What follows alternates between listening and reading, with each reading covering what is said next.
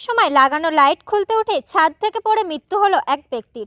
একেবারে ঘটনাটি ঘটেছে হাওড়া জগৎবল্লভপুর থানার অন্তর্গত হাটাল মণ্ডলপাড়া এলাকায়। স্থানীয় সূত্রে জানা গিয়েছে, গতকাল সকাল 8টা নাগাদ নন্দলাল মণ্ডল নামের বছর 50-এর এক ব্যক্তি, তিনি তার বাড়ির ছাদে কালী পুজোর সময় লাগানো যে লাইট, সেই লাইট খুলতে ওঠেন এবং ছাদের ধারের দিকে যে সমস্ত লাইটগুলি লাগানো ছিল সেই লাইট খুলতে গিয়ে হঠাৎই ছাদের ধার থেকে নিচে পড়ে যায় তিনি।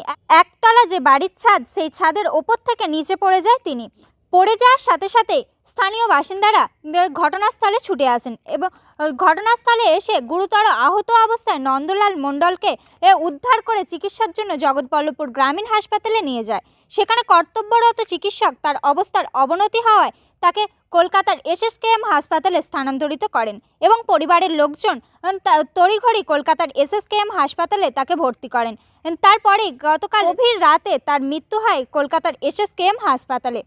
আজ সকালে তার মৃতদেহটি ময়নাতদন্তের পর তার নিজ বাড়িতে নিয়ে আসা হয়। এই ঘটনায় পরিবারে শোকের ছায়া নেমে এসেছেন এবং স্থানীয় বাসিন্দাদের দাবি যে ছাদ থেকে পড়ে গিয়ে বাড়ির পাশেই যে ড্রেন, সেই ড্রেনেই তিনি পড়ে গিয়েছিলেন।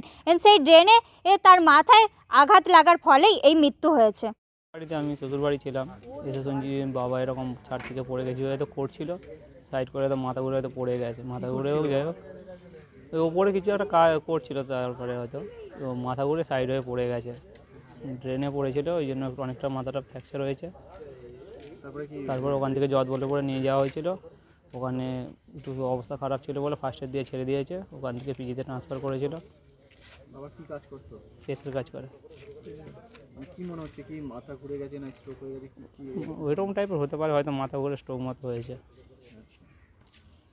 এর আগে কোনোদিন বাবার এরকম শারীরিক না না না না না হ্যাঁ না না হঠাৎই হয়েছে। হঠাৎ হয়েছে, তাই তো?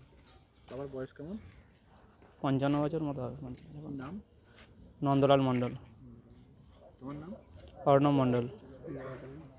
এই জায়গাটার নাম কি? এটা হাটা, মধ্য হাটাল।